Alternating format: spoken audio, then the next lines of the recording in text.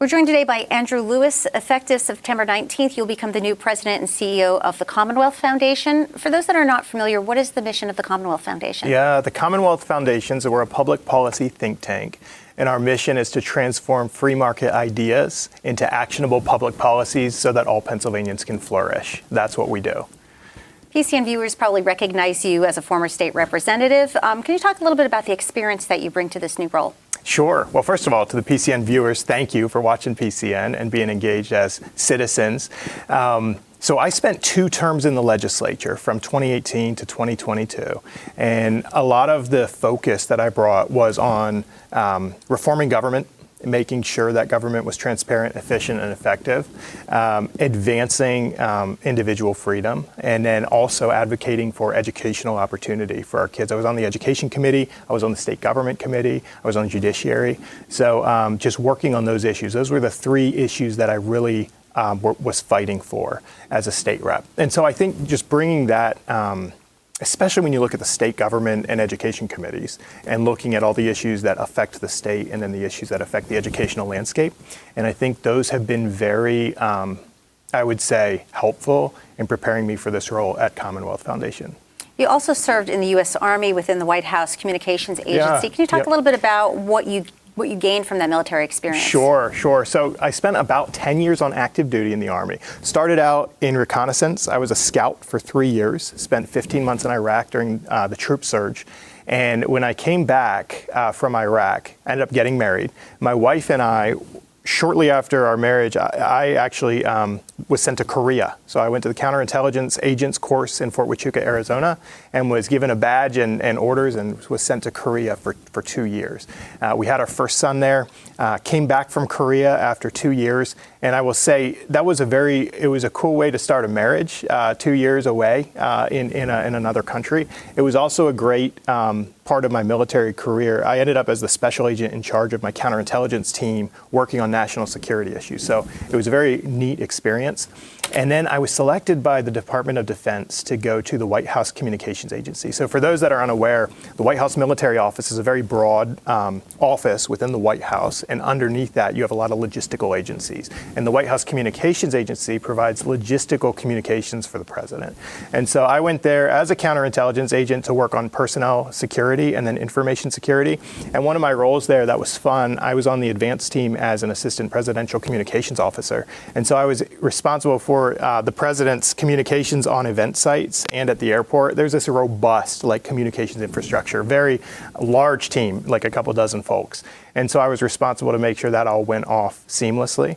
And it was a really cool experience. I would say the experience, specifically at the White House, working in a high-stakes environment where failure is not an option. Anyone on presidential support duty will tell you that it's a no-fail mission. You can't fail when you're supporting the president. And so working in that environment and leading folks in that environment, I think, was a great preparation just in general for leadership in public service.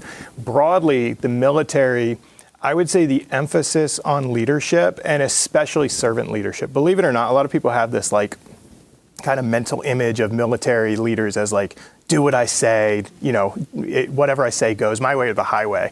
But the reality is, if you look at the Army's definition of leadership, it starts with leadership is influencing people. And they teach you leaders eat last. Literally, you can tell when in the chow line who the highest ranking person is because they're the person in the back of the line.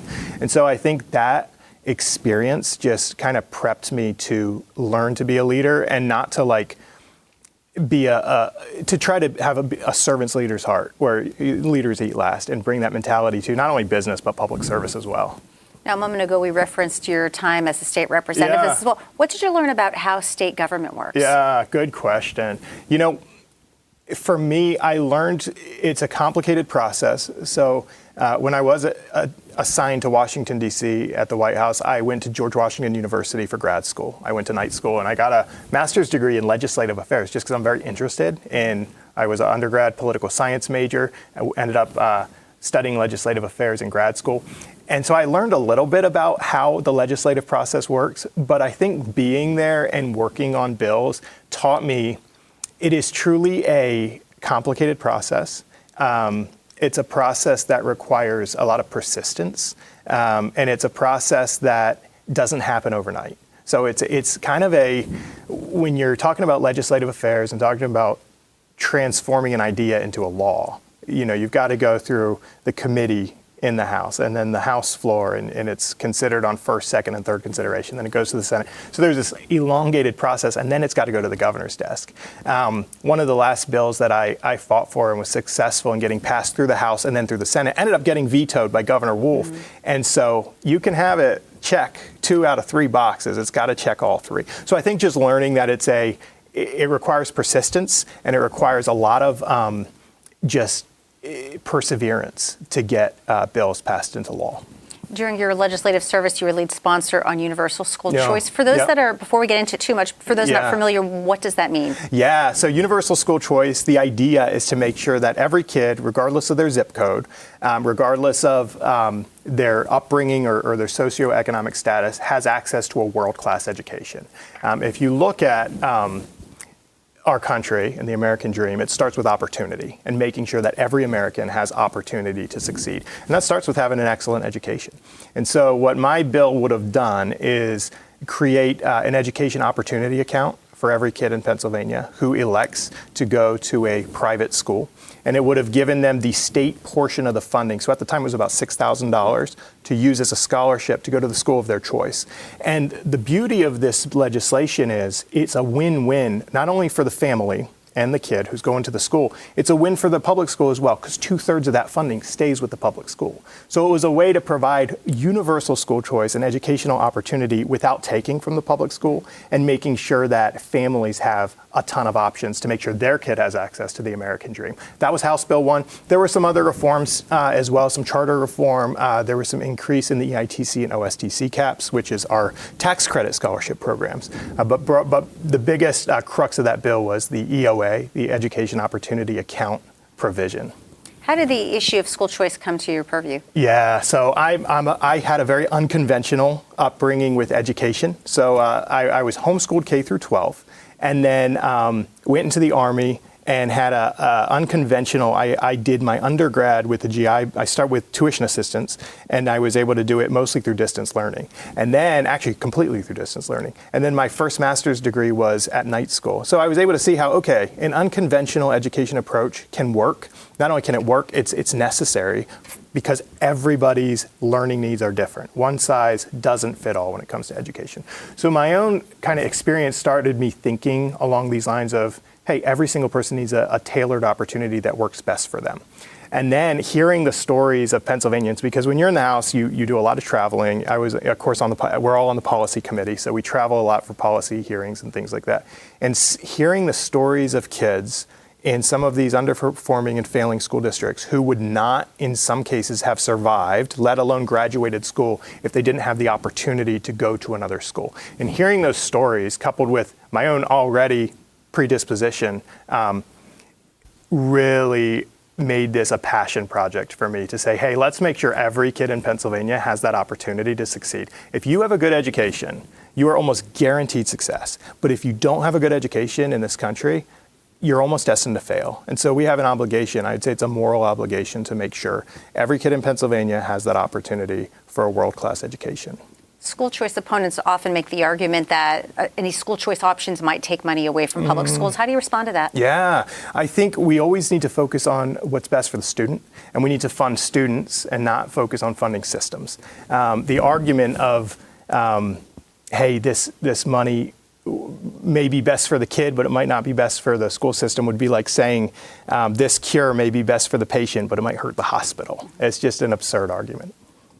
Pennsylvania's EITC Educational Improvement Tax Credit continues to grow through the state budget process roughly every year. Yeah. However, some other proposals, such as the Lifeline Scholarship Program, get stuck. Yeah. Why is that? That's a good question. I think with Lifeline specifically, the Pennsylvania Award for Student Success, which, just by way of background, Lifeline scholarships will provide kids in these bottom 15% performing schools. It would give them a lifeline and allow them to take the state portion of their funding with an educational opportunity account to the school of their choice.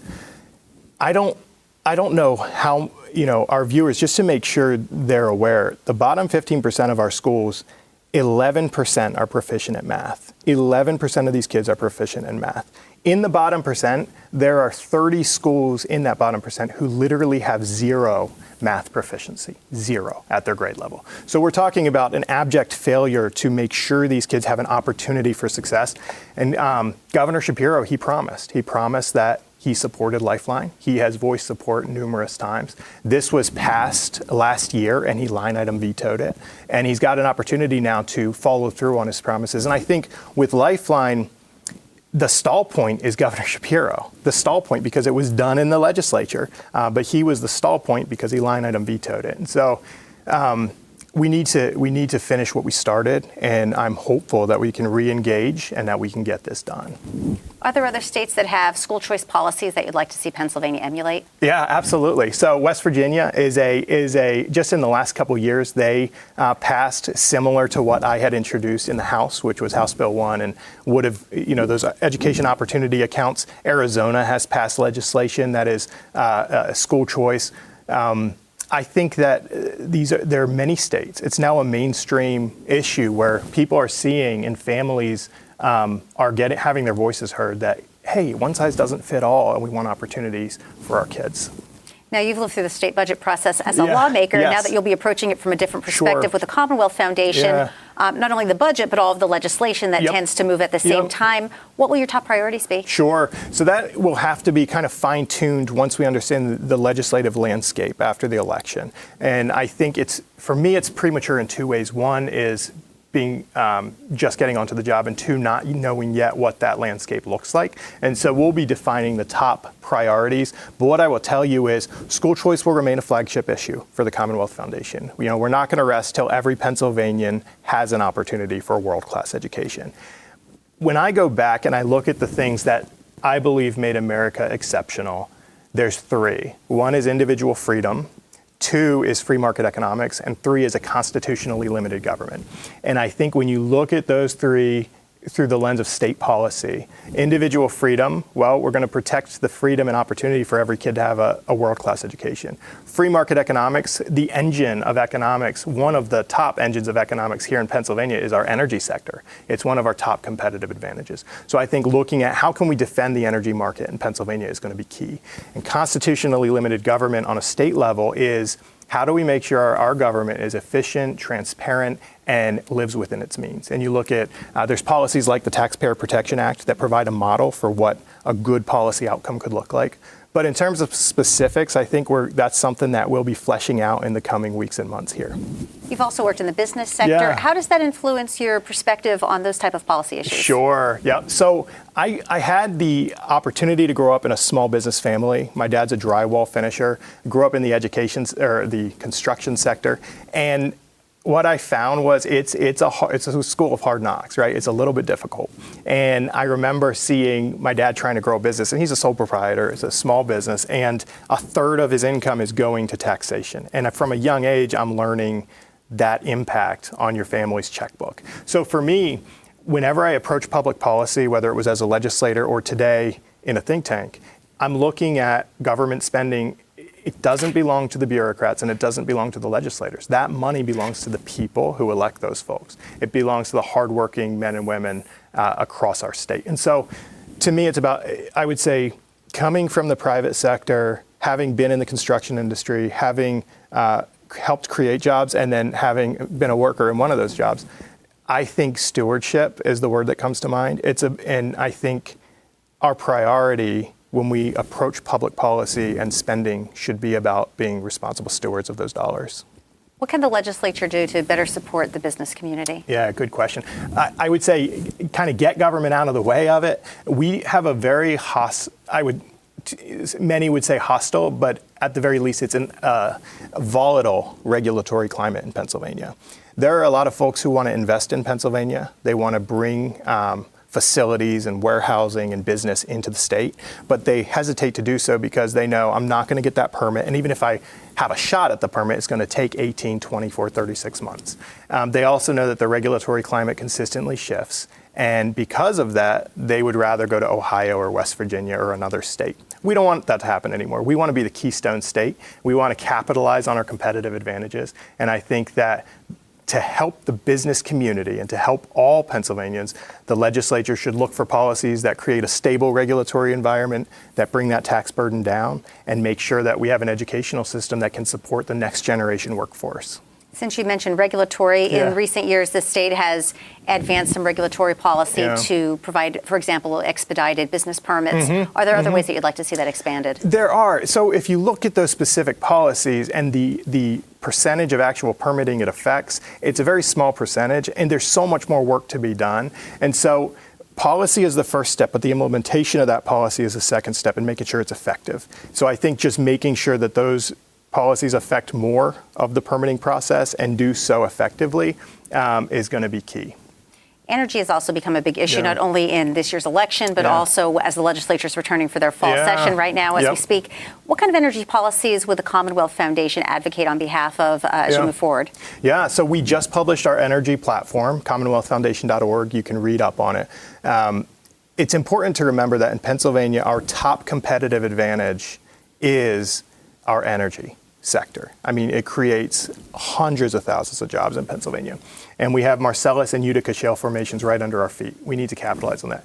Governor Shapiro wants to enter us into the Regional Greenhouse Gas Initiative, the RGGI program, and he was denied in the court. He's appealed that to the Supreme Court, and now he's got his legislation, which he's trying to, I think it's the press legislation, where he's trying to essentially through legislation, mandate that we join that compact. We're the first major energy state to try to join this compact. It's artificially kneecapping our own competitive advantage. It is a tax. It's a tax that's being levied on Pennsylvanians. And so I think making sure that we are not a member of that compact is first and foremost, that's important. Number two is we need to defend the competitive energy environment here in Pennsylvania. When you look at, I think it's PACER is the acronym. He's got these different acronyms. When you look at these bills that want to take the alternative energy portfolio standards and say, we're going to go from 18% of these expensive energy sources mandated to now 50% of our energy sources are mandated to be these expensive energy sources. That's just not sustainable in Pennsylvania. You're kneecapping your competitive advantage as a state. We are the Keystone State. We should be the leader economically, one of the leaders in the country. We shouldn't be losing population and losing congressional districts because of our drop in growth. We should be growing and leveraging our energy sector to do that. And so defending the energy market is key. Keeping us out of RGGI and making sure we put a stop to that tax is also key. Can you talk a little bit more in depth about the role that energy policy plays, particularly with both our business and economic sectors? Absolutely. So with a lot of our investment in the state is for these natural resources. We have Marcellus shale, we have Utica shale, and there's so much potential there for job creation. It's responsible for so many jobs in the state.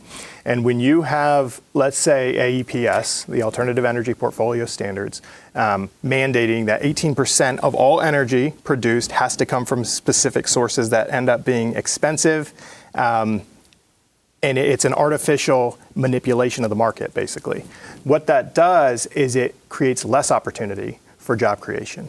And then when you take that AEPS and you say, we're now going to put the foot on the brakes and we're going to on our energy sector, and we're going to force 50% of that energy production to be from expensive energy sources, you are hurting and crippling an economy that should be thriving because of the energy sector. And it's the wrong answer, and it doesn't help Pennsylvania at a time when we need more jobs in Pennsylvania. We need better jobs in Pennsylvania. We need more upward mobility for folks across Pennsylvania. We've been talking about you stepping into the new role as president and CEO of the Commonwealth Foundation. What are your top goals in taking on this role? Yeah, so I love public policy. I love Pennsylvania. I love the policy pillars that Commonwealth Foundation is focused on. And there are a number, we talked about kind of the top three, but in terms of overall portfolio, we're focused on policies around fairness, independence, opportunity, and prosperity. So those all resonate with me. So I guess a top priority is just understanding the full policy portfolio in the legislation currently kind of in our objectives, and making sure that those are properly calibrated and we have the right priorities. That's a huge focus. Another focus for me is organizational development. The Commonwealth Foundation has grown exponentially over the last 8, 10, 12 years. We're a 35-year-old organization now. And so for me, really putting in the organizational development pieces to grow to the next level, to continue to be even more impactful and more influential than we've been in the past. Those are my priorities. I love people. I love team leadership, and so just making sure that we have a unified team and a effectively led team is very important to me. Servant leadership's important. So kind of bringing all of that to make the Commonwealth Foundation even better than it is, which is already a phenomenal organization, and go to that next level of growth. Andrew Lewis, thank you for joining us. Thanks for having me, Francine. I appreciate it.